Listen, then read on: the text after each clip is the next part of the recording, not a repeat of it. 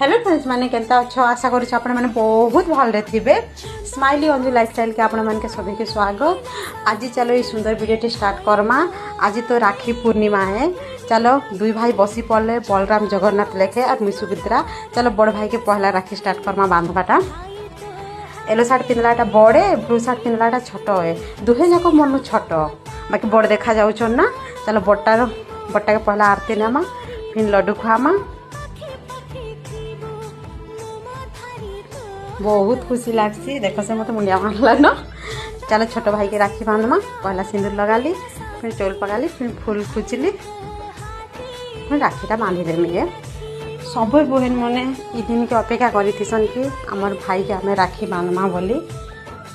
तो बहुत खुशी लगसी दिनटा और मुई भी बहुत अपेक्षा करी से दिनटा आज आसीगला है। तो मत बहुत खुशी लगुचे। मोर दुईटा भाई सब बेले बहुत भल भाव रुहन आगे बढ़न आगे तक फ्यूचर पूरा ब्राइटनेस आउ। सानटा भी देख मुंडिया मारला न।